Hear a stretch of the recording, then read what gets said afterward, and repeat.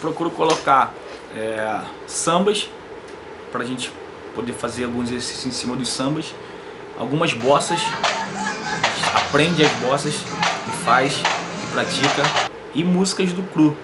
A gente tira a música junto com os alunos,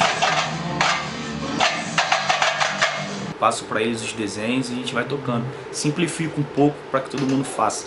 E aí a gente vai tocando e tem dado muito certo. Sabotagem.